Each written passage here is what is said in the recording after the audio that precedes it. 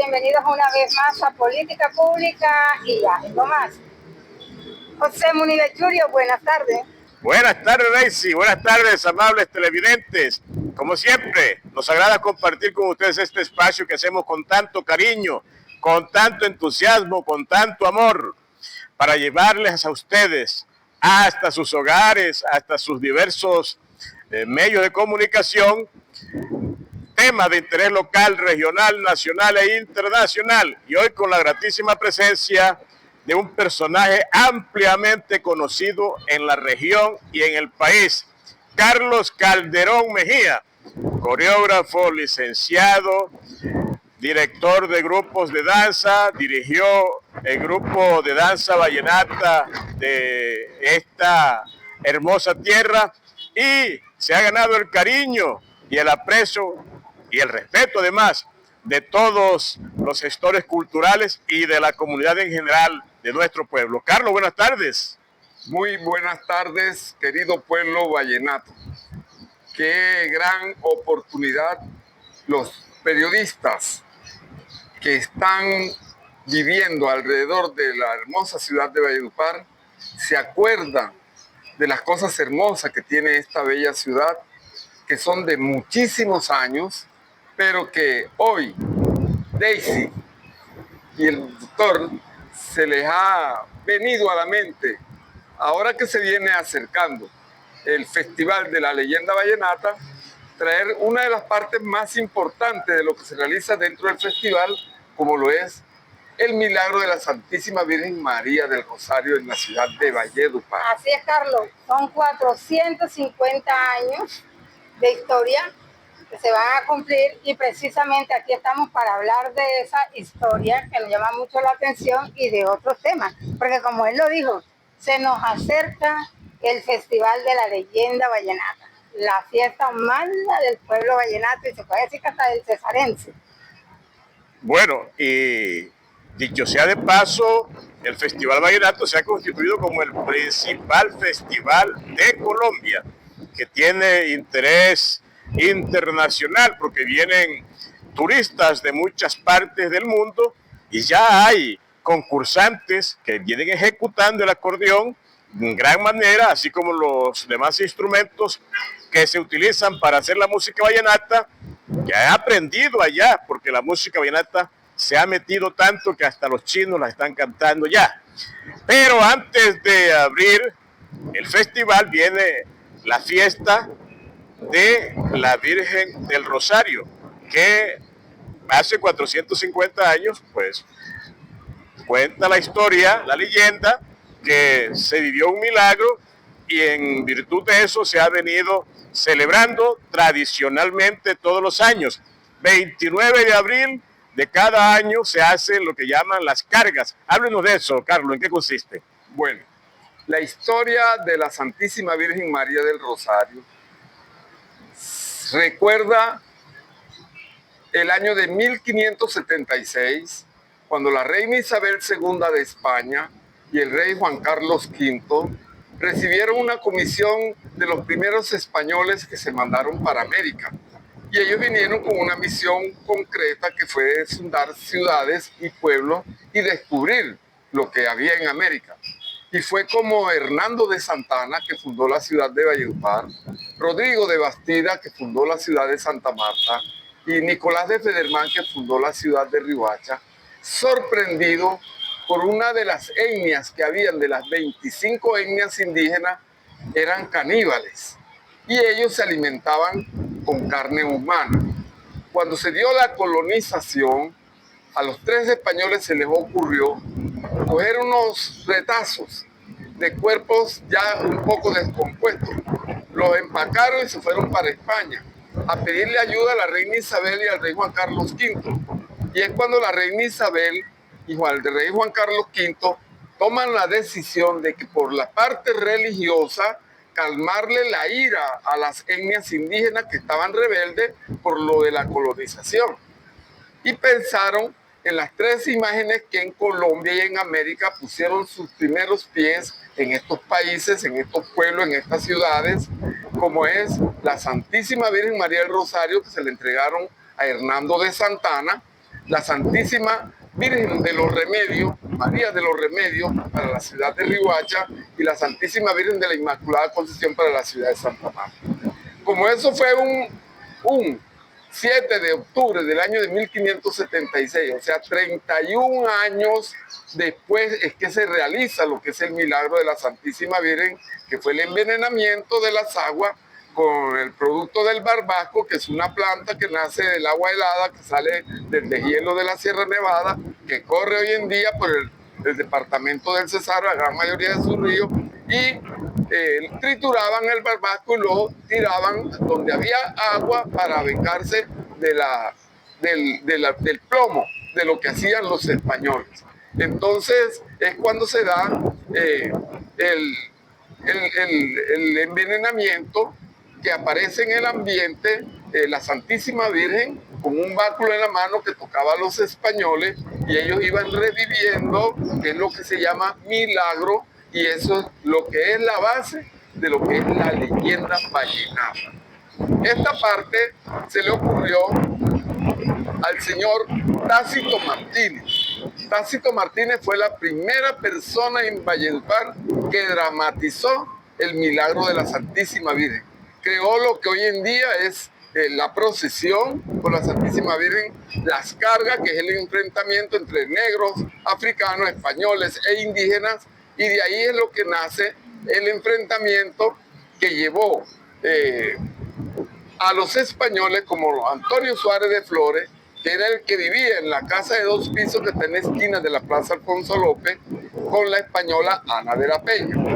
Ana de la Peña, como era de rango español, le pidió a su esposo Antonio Suárez de Flores que un servicio indígena, porque lo que había era indígenas para prestar servicio, y buscaron una india de piel color cobrizo, tenía los ojos verdes azulosos y el cabello color de la miel, lo cual indica que era una indígena extremadamente bella. Cuando el español Antonio Suárez de Flores descubre la belleza de la indígena, se enamora de la indígena, lo que le ocasiona celo a Ana de la Peña, y Ana de la Peña monta contra la India Francisca, que fue como la bautizaron, y le cortaba el cabello, le quemaba la cara con cucharas calientes para volverla fea, para quitarle el gusto a su esposo de que no se fijara en la indígena, sino que volviera a conciliarse con ella, con el esposo. Esa pelea es lo que le ocasiona al indiecito Antoñuelo, que era el acompañante indígena Tupes, porque la India Francisca era de raza Tupes, y el indiecito Antoñuelo de raza Tupes. El indiecito Antoñuelo era el ayudante de servicio de la India Francisca.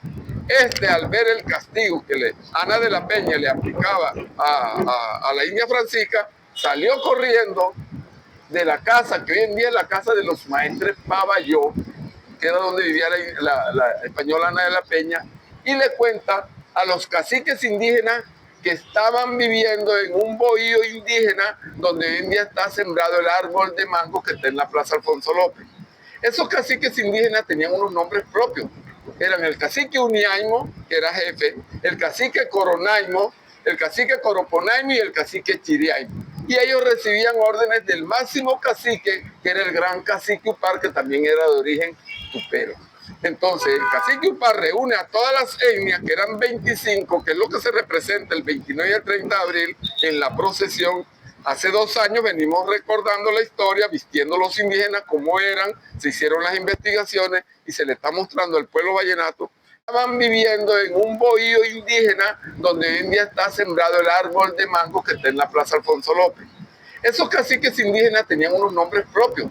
Eran el cacique Uniaimo, que era jefe, el cacique Coronaimo, el cacique Coroponaimo y el cacique Chiriaimo. Y ellos recibían órdenes del máximo cacique, que era el gran cacique Upar, que también era de origen tupero. Entonces, el cacique Upar reúne a todas las etnias, que eran 25, que es lo que se representa el 29 y el 30 de abril en la procesión.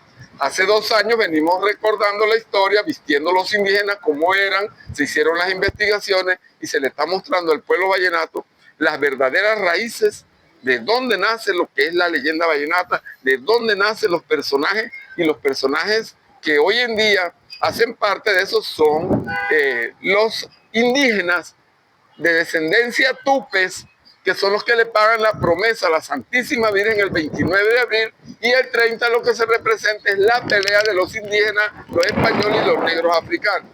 En esa pelea se dio algo muy especial, y es que los negros africanos, aterrados de la ira de los indígenas, escondían a los españoles en el monte, siguiendo la forma como se desplazaban las serpientes en el monte. Y de ahí es que nace lo que se conoce hoy en día como la culebra bomba.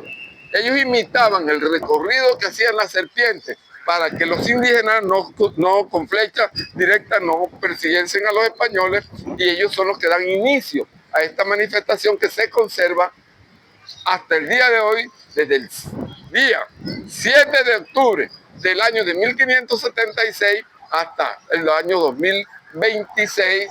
Se cumplen 450 años de la aparición de la Santísima Virgen en la ciudad de Valledupar, en América, haciéndole milagros a la gente la añora, la ama, la quiere, y se tiene como patrona de la diócesis que los sacerdotes que han venido de muy buena preparación intelectual tuviesen ese gusto y la llevaron a vivir al primer templo que se construyó en Valledupar, que es el templo de Santo Domingo, donde está construida hoy en día la iglesia del Rosario, que es la casa natural de la... Hay compositores que han llevado al folclore. La parroquia del Rosario es la que muchos llaman la excatedral. Sí, la excatedral. Y el nombre correcto es Convento de Santo Domingo. Al desplomarse la parte antigua, quedó únicamente lo que es el convento, que es donde está el Santísimo Sacramento en la ciudad de Valledupar. Los compositores y la gente civilizada ya vallenata cogieron como base de las fiestas patronales, porque en Valledupar antiguamente nada más se hacían 4 fiestas. En enero y febrero el carnaval, en marzo y abril la Semana Santa, en junio el Corpus Christi, y en diciembre se hacía el cumpleaños de nuestro Señor Jesucristo. Son datos que a mí me los enseñó mi abuela María Francisca Calderón Lechuga, que era el ama de llave de la casa de doña Carmen Pupo de Pupo, que era la vecina que está la casa construida frente a la iglesia del Rosario en Valledupar. Nosotros desde niños ya conocíamos gran parte de la historia, porque aquí hubo otro personaje que comenzó a ser el Valledupar republicano, mi papá, que murió de 90 años, construyó las 24 obras del Valledupar republicano, y entre esas te voy a nombrar una solamente. Ahí está el Hospital Rosario Pumarejo, que fue el primer edificio que se construyó para alojar el primer ejército, que se llamaba Bomboná, en la ciudad de Valledupar. Pero los compositores han hecho canciones muy hermosas que se deben calificar y promocionar como el himno del nacimiento de lo que es hoy en día el Festival de la Leyenda Vallenata. Y te voy a cantar un pedacito de una de ellas. Un compositor llamado Víctor Camarillo hizo la mejor canción que se ha hecho a la Virgen del Rosario. ¿Cómo dice la canción? Dice de la siguiente manera: en una llanura linda, de un valle muy rico lo que sucedió. Una gente bien armada de tierras lejanas, la nuestra querían los españoles. Entonces fue cuando los indios, al escuchar el grito que un jefe lanzó, y por medio de emboscada y flecha envenenados, ellos se defendían. Españoles avanzaban y los indios tupeles retrocedían hacia el monte Sicarare, donde se encontraba el cacique Upar, y en un manantial de agua, todos envenenados, ellos se morían. Y el capitán de la guardia se hincó de rodillas y se puso a exclamar, y la Virgen se les apareció, reviviendo a los envenenados, y el cacique herido se entregó, y así fue que se realizó el milagro. Escucha, luego de la inspiración nació la devoción, el amor a la Virgen del Rosario que hoy en día vemos en las calles, con alegría y con bulla, el nacimiento del Festival Vallenato. Esos sentimientos conmueven a los compositores con gran tema y deseo. Fue en esa misma ocasión que nació el son y el aire de la puya. De ella derivó el merengue y también hicieron el paseo. Y así fue como nació este folclore, música que hoy el Festival de Música Vallenata nos presenta, y con esta pequeña inspiración nació lo que hoy en día se llama el Festival de la Leyenda vallenata. Ay, así fue como nació este folclor, música que hoy el festival nos canta, y con esta pequeña inspiración nació lo que hoy en día se llama el Festival de la Leyenda Vallenata. Víctor Camarillo inmortalizó la historia, don Tácito Martín, el primer personaje que la volvió teatral, que es lo que se hace hoy en la representación de la Virgen del Rosario. Carlos, ¿podríamos precisar a nuestros amables televidentes la fecha, si la recuerda, en que Tácito Martínez hizo por primera vez el drama de lo que fue el milagro de la Virgen del Rosario? Sí, dice la historia y los libros que han escrito algunos personajes de mucha edad de Valledupar, que eso sucedió un 20 de marzo del año de 1894. De allí, del año de 1894, hacia acá es que se celebra lo que es el 29 de abril, que hoy en día se le ha perdido la gracia, porque antes la gente lo hacía con devoción. Lo que se le muestra a la Santísima Virgen del Rosario en la procesión son los frutos de la tierra, y lo que se hacía del producto del maíz, que era el principal producto agrícola con que se mantenían las personas en Valledupar y los pueblos circunvecinos. 1894. Sí, señor. Yo pienso que esa es una fiesta, una tradición que debería darse como más realce dentro del marco del Festival de la Leyenda Vallenata. Porque mira, es una historia que muy pocos conocen o conocemos, porque sí, la gran parte de la historia no la conocemos totalmente. Entonces yo pienso que sí se debe dar muchísimo más realce que el que le vienen dando últimamente. Sí. Bueno, te tengo que aportar esto. El doctor Alfonso López Michelsen, el maestro Escalón y la señora Concelo, queriendo cultivar el nacimiento de la música tradicional vallenata, lo que hicieron fue coger las fiestas patronales de la Santísima Virgen, que es lo que se realiza cuando la cuestión de la realización del milagro, y crear lo que hoy en día se conoce como Festival Vallenato. Hay personas que han tenido un acierto en dirigir lo que es la parte cultural de Valledupar. Hay otras que han pasado por esos cargos que no tienen ninguna clase de conocimiento. Y yo soy un maestro que tengo 50 años de estar estudiando esto. Y después de 50 años fue que me atreví a escribir un libro que se va a llamar Reliquias de un pueblo encantado, mi viejo Valledupar. Y allí se habla desde el año de 1576 hasta el 2025. Y ese es un libro que se escribió, tiene 450 páginas. Vamos a regalarle porque tuve una persona de muy buen corazón, apoyó regalando la producción del libro. Y yo le pedí que me apoyara con 100 libros y mandó a hacer 75,000 libros para regalárselo a los colombianos. Y se llama, ¿puedo decir el nombre? Claro. El doctor Álvaro Uribe Vélez, que siempre ha estado con nosotros en Valledupar y que nos dio la mano cuando realmente lo necesitaba.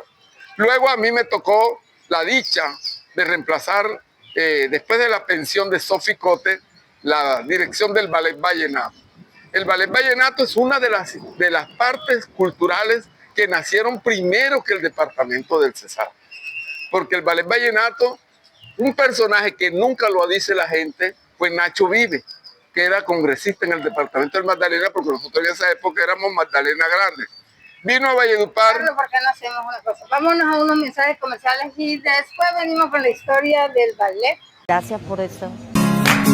La vida es una sola. Atrévete, confiésate y dile cuánto la quieres. Estás a un popsi de distancia. ¿Cuánta falta me hace un abrazo tuyo, mamá? El abrazo de una madre no se compara con nada. Pero dile cuánto la quieres. Estás a un popsi de distancia. ¡Qué semana tan pesada! Esa persona especial necesita un instante de felicidad. Dale un abrazo de ánimo desde donde estés. Estás a un popsi de distancia. No puedo estar contigo físicamente, pero celebro contigo este día tan especial. Estás a un popsi de distancia. ¿Un almuerzo en familia? ¡Qué buen plan! Estás a un popsi de distancia para compartir con los que más quieres. ¿Videollamada a todos? Denme sus direcciones, que les tengo una sorpresa. Estás a un Popsi de distancia para hacer una increíble ice cream. Regresamos a política pública y algo más en este hermoso parque en el que nos estamos ubicando hoy, el Parque de la Vida, con un sol candente, pero hay una brisa muy deliciosa. Valledupar está hermoso y agradable. Allá está el nombre del parque donde nos encontramos hoy, el Parque de la Vida. Al fondo el monumento a las costumbres y tradiciones de Valledupar. Y está el GRGR. El GRGR, sí señor.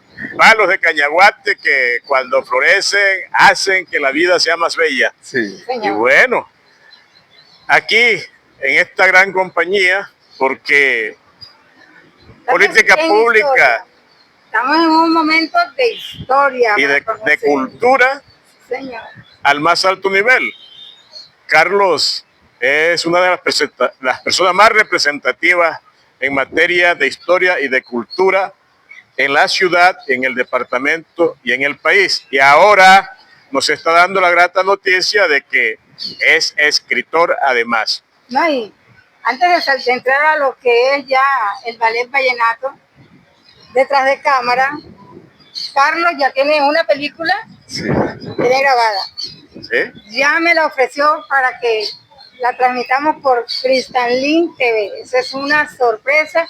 Y mientras él habla de la historia de la que vimos anteriormente, vamos a ir pasando pedacitos de esa película más o menos para ilustrar la entrevista, pero es una película que también ahí les tradicional, de la cultura tradicional. Y les estamos para que ustedes vayan viendo de qué va a tratar la película. Bueno, Carlos, entonces volvemos o retomamos mejor el tema de la llegada suya al ballet vallenato, que antes estuvo en manos de Sofi Cotes, pero que con usted pues se paseó por Colombia y por muchos países.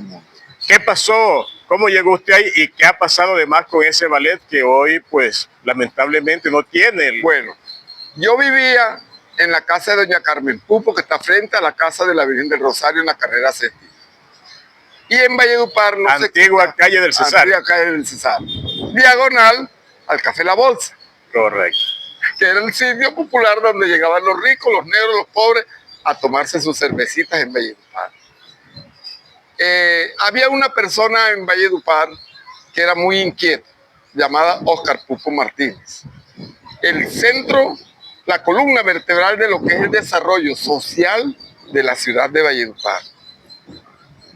De ahí, de esa casa, nació la primera reina del carnaval que tuvo Valledupar, llamada Carmen Pupo de Pupo, la abuela del exalcalde Ciro Pupo Castro. Y ella duró 40 años siendo reina. Tuvo su hija mayor y a los 20 años de ser hija mayor, ya adulta, la nombraron de primera reina del carnaval del pueblo que salió a las calles de Valledupar, llamada Cecilia Pupo Pupo, la mamá del exalcalde Ciro Pupo Castro. Entonces, esta es una historia hermosísima que tiene Valledupar.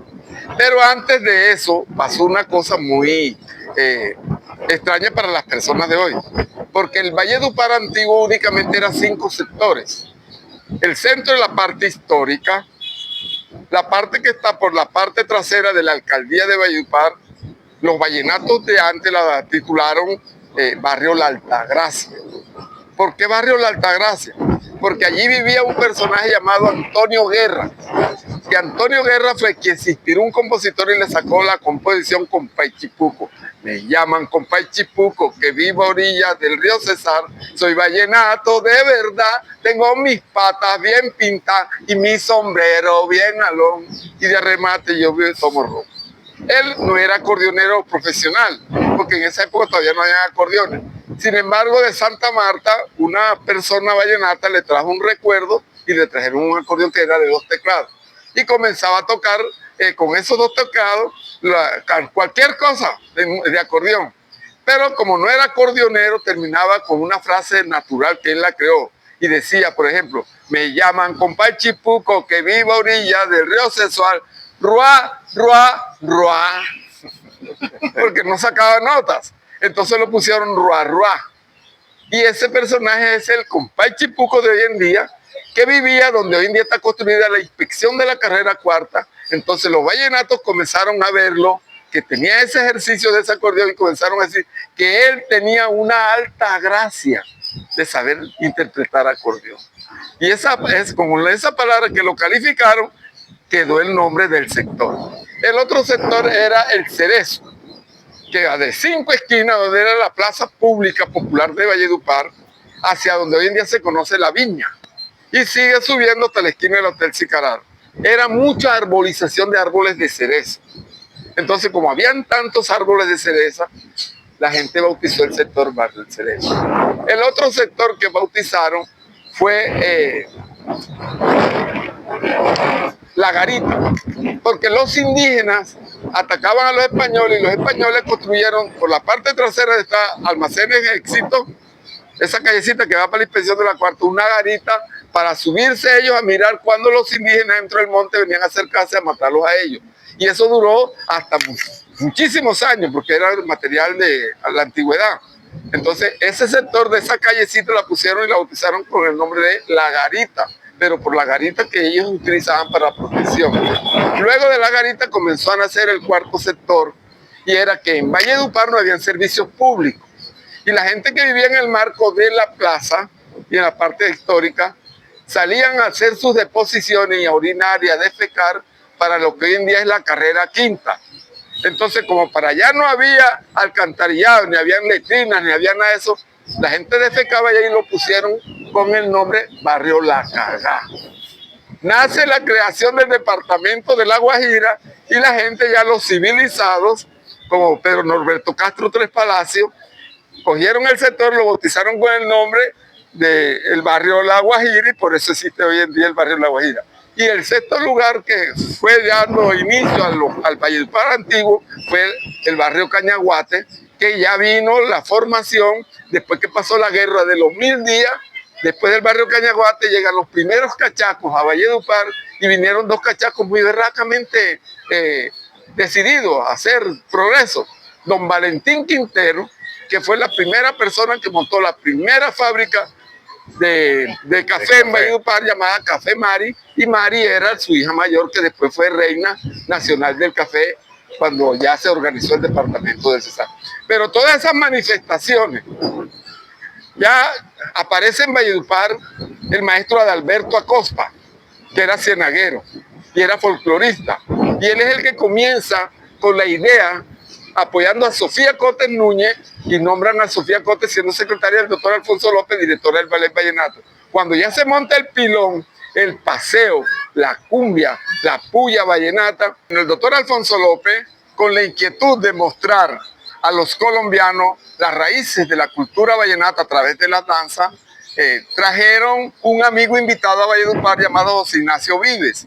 Y José Ignacio Vives, cuando vio las primeras manifestaciones de lo que era el baile del pilón, que llamaba la atención porque eran los oficios del viejo Valledupar, se le ocurrió una idea muy maravillosa, que fue la idea de crear, convertir esta región en departamento del Cesar. Entonces llevaron la primera organización, que fueron los jóvenes del viejo Valledupar que vivían en el marco de la plaza, a Bogotá a mostrar la cultura vallenata, y es Nacho Vive el que consigue las primeras firmas para la creación del departamento del Cesar.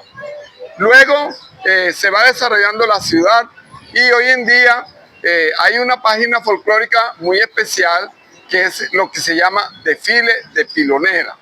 La palabra pilonera no es de nosotros los vallenatos, eso no existe dentro del folclore de Valledupar.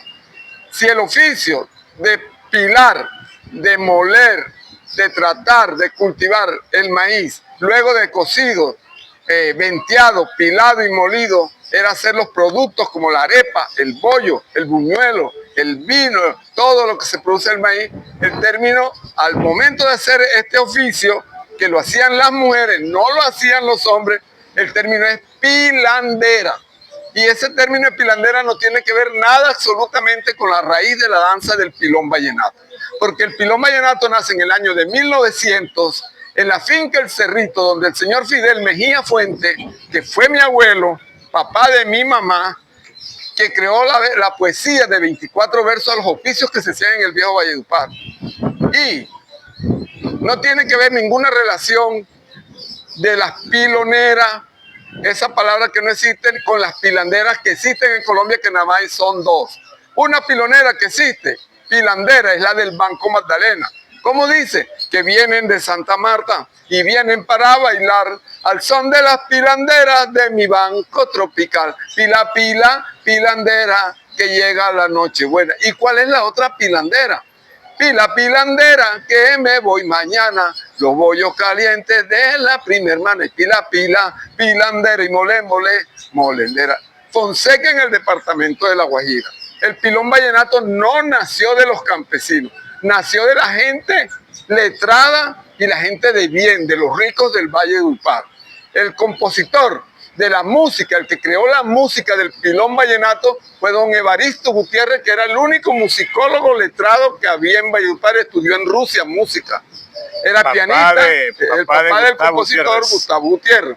Era compositor, era pianista, músico, sí. Era acordeonero, era violinista, y así fue que nació la música que se creó a la poesía que compuso el señor Fidel Mejía, los oficios cotidianos del viejo Valledupar.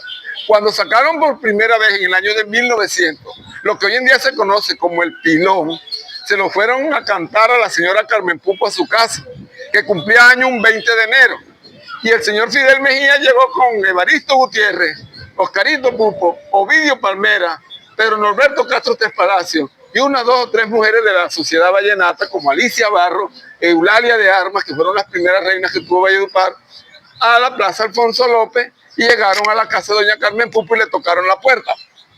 Como eran las 4 de la mañana para ver la temporada del carnaval, mi abuelo Fidel hizo el primer verso original del pilón, que dice: despierta si estás dormida de ese sueño tan profundo que te viene a despertar la maravilla del mundo.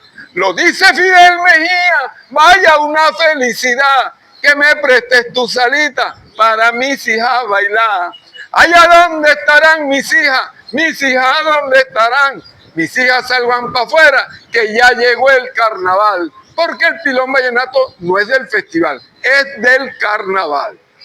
Bonita que está esta casa, bonita su barazón, porque eran de Bareque las casas. Bonita la que está dentro. ¿Quién era? Doña Carmen Pupo. Prenda de mi corazón. Ay, bonita que está esta casa, y el albañil que la hizo, por dentro tiene la gloria y por fuera el paraíso. De tantas hijas que tengo, la mayor no sé cuál es. Una las pongo a pilar y otra las pongo a moler. Mi hija la bordadora, que era mi mamá, lo hizo 70 años, el papel de bordadora. La vieja Martina Mejía. Mi hija la bordadora y en su bordar tiene fama. Está bordando una funda para adorno de su cama. De tantas hijas que tengo, me falta la zaramulla. A los músicos les pido que le toquen una puya. ¿Quién fue la zaramulla? Mi tía Aura Leticia, que era una mujer blanca de los ojos verdes, unas piernas preciosas y era bullosa. Y le pusieron la zaramulla porque donde llegaba hacía bulla. Y ahí es donde saca Evaristo Gutiérrez el verso en forma de puya que dice: abrile el ojo al tortojín, que tiene ojo de candil. Torto no es la palabra. Los vallenatos de antes cambiaban la U por la O y por decir tuerto decían torto. Y jin era el buey que utilizaba don Victorio Castilla para repartir el agua a la gente que vivía en el marco de la plaza cuando venía del río. Vámonos a unos mensajes comerciales y regresamos. La historia de Valledupar es una cosa hermosísima.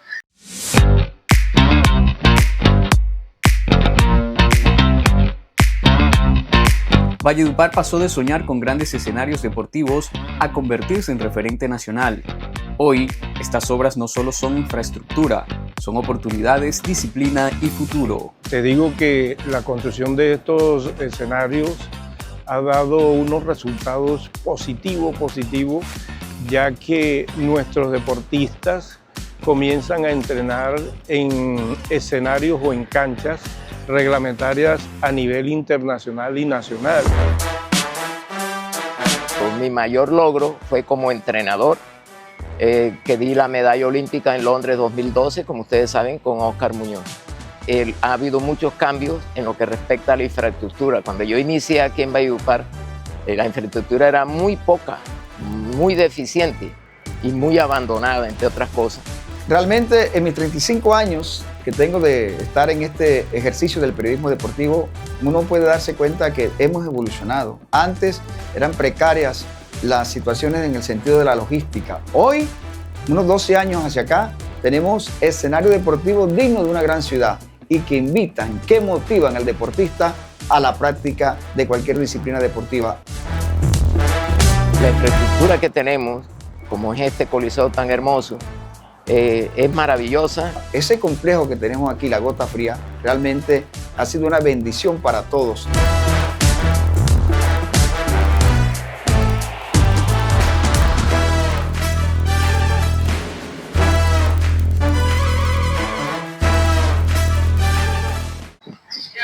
Regresamos a política pública y algo más, y con este personaje que nos sigue brindando historia. Historia que sabemos que mucha gente no conoce. No vamos a decir de Valledupar nada más, sino de Colombia y el mundo entero. Carlos, ¿cómo nació ese baile del pilón vallenato, de las piloneras? Bueno, el pilón vallenato nació de la época del año de 1900, pero lo que hoy en día es pilonera, hace 37 años aproximadamente, nació porque la Fundación Festival de la Leyenda Vallenata tuvo la gracia de invitar a Laura Char, reina del Carnaval de Barranquilla, a venir a inaugurar el Festival Vallenato. Y yo ya era modisto el día que inauguraron Supertiendas Olímpicas, que está diagonal a La Ceiba. Y Carlos Calderón tenía la inquietud de ver con qué clase de vestido iba a venir la reina del Carnaval de Barranquilla, que duró un mes con los vecinos de Nueva York por toda la ciudad de Barranquilla y un mes con la orquesta de Joe Arroyo por toda la ciudad de Barranquilla.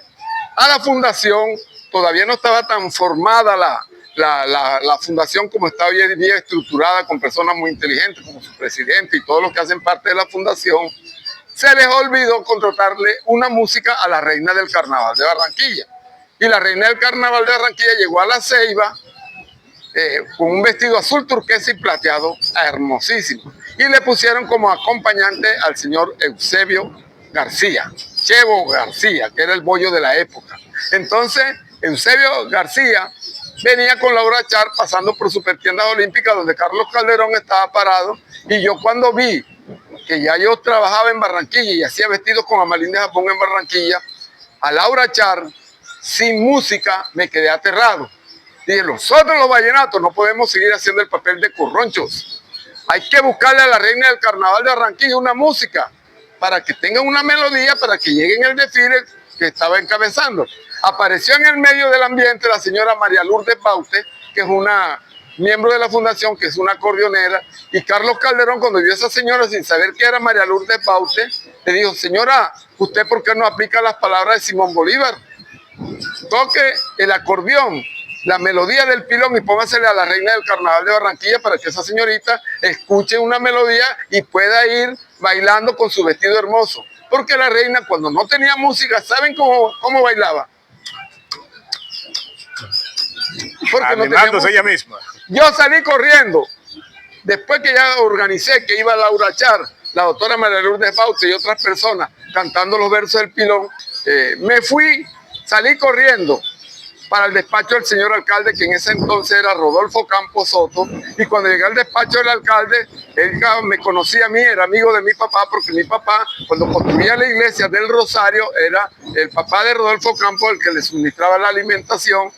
Le dije, doctor Rodolfo Campos, quiero hacer parte de esa organización del Festival Vallenato. Trasládeme en una comisión, porque soy un maestro licenciado en educación, trasládeme en una comisión para yo dedicarme a organizar lo que es el pilón vallenato. Y así fue que nació lo que hoy en día se conoce como la pilonera.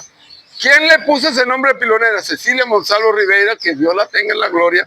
Pero el nombre de la danza no es pilonera, es el pilón vallenato, que ha sido lo tradicional. Y que tenía 60 años, Lola Bolaño, que de niña la mandaban a vender dulces en las colitas que hacía Antonio Guerra, cogía una vara la sembraba en el medio del patio y arriba le ponía una luz de aceite de querosene y iluminaba el sector alrededor de la vara.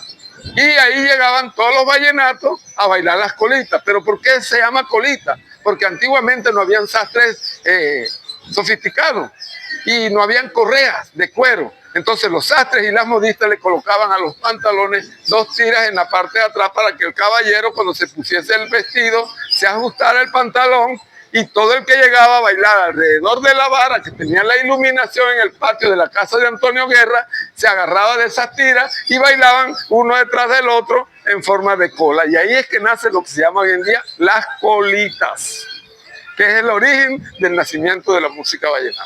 Bueno, Carlos, entonces, ¿cuándo comienza Sofi Cotes ya a dirigir lo que es el grupo de danza vallenata? Bueno, siendo secretaria del señor presidente de la República, el doctor Alfonso López la tuvo como secretaria privada de su despacho, y ella era bailarina de danza clásica. Sofi no era bailarina de danza folclórica, era bailarina de ballet clásico. Y como era bailarina y no se conocían otras terminologías en Valledupar, el doctor Alfonso López la nombró para que organizara un grupo de jóvenes, que es de donde salieron los primeros bailarines, las primeras reinas nacionales, como Dolly Montero Cabello, que en el año 68 fue la primera reina nacional del folclore que tuvo el departamento del Cesar. Ya Carlos Calderón hacía parte del ballet vallenato, tenía 18 años, me fui a ver un ensayo en la casa de Carmen Montero, faltaba un bailarín que se llamaba Pablo Uribe, se había extraviado Pablo Uribe, y entonces dijeron, el maestro Alberto Acosta, falta un bailarín. ¿Quién nos lo reemplazará que sepa de esto? Y yo salí del monte porque nosotros éramos metidos entre el montecito alrededor de las casas, porque no éramos de la sociedad. Y yo dije, yo doy para bailar eso. Y el maestro Alberto Acosta me dijo, oye, un moreno simpático, tiene los ojos bonitos. Y me pusieron a bailar y comencé a bailar con las parejas de la época. Entonces habían 2 estratos, los de estrato 10 y los de estrato 1, que era Carlos Calderón. Bueno, Carlos, y entonces usted tiene la iniciativa de la danza de las piloneras como representación de la cultura nuestra, pero ¿de qué manera llega a ser parte del Festival Vallenato como preámbulo para lo que es el desarrollo de este evento? Hacía parte de la Junta del Carnaval Cecilia Monsalvo Ribeira y otras personalidades de Valledupar, que después hicieron parte de la primera oficina de turismo que tuvo el departamento del Cesar. Y el Valledupar comenzó a decaer el carnaval porque la intención de algunos alcaldes, y entre eso me permito nombrar a alguien que fue muy importante para que eso tuviese ese decaimiento, el doctor Elías Ochoa Daza, por complacer a la señora Consuelo, fueron quitándole la importancia al carnaval y se llevó el pilón vallenato para el festival para conservar la raíz folclórica cultural. Y luego allí fueron apareciendo una cantidad de jóvenes, llegó a tener como 30 parejas, y se llevó la representación por primera vez de Valledupar a los festivales nacionales como el Reinado Nacional del Folclor, el Reinado Nacional del Bambuco, que la primera vez que participamos en esos reinados nacionales fue Reina Nacional Dolly Montero Cabello y Virreina Nacional Elsie Moscote, la mamá de Lina María Paballó, que también fue reina de belleza del departamento. Bueno, vamos a compartir con nuestros amables televidentes el grupo de danza folclórica de Valledupar, o ¿cómo le llamamos? El término correcto, Carlos. Del ballet vallenato. El ballet vallenato.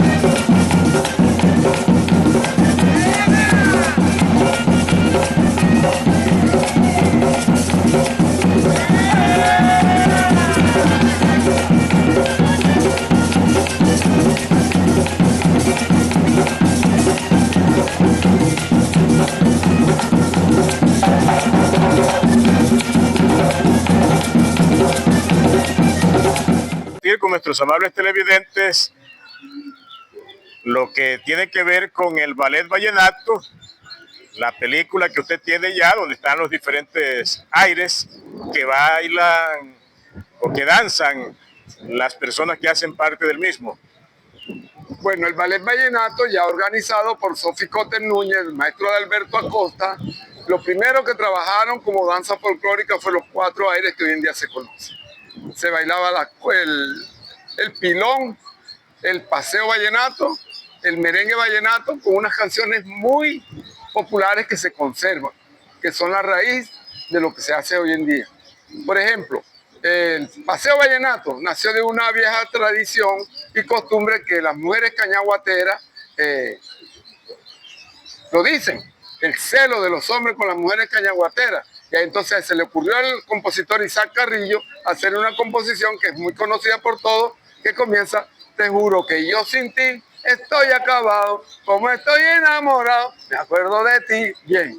Pero hay otra que era como de despecho: ni guayabito me da, ya en otro ritmo más rápido, porque la música vallenata va subiendo por movimiento. Ni guayabito me da, retirarme de tu casa, celoso, la mujer, lo que fuera, ¿oíste? Luego viene el maestro Alejandro Durán y crea una composición que se utilizó como base para hacer el aire del ritmo del son, que es lo que se conserva, y la puya vallenata, que fue una creatividad del maestro Adalberto Acosta, y se cogió el color amarillo para representar la región de Valledupar, inspirado en la flor del cañaguate. Y esa es la puya. La puya vallenata. Bueno, sí, se sabe que... Vamos a ver entonces esta danza.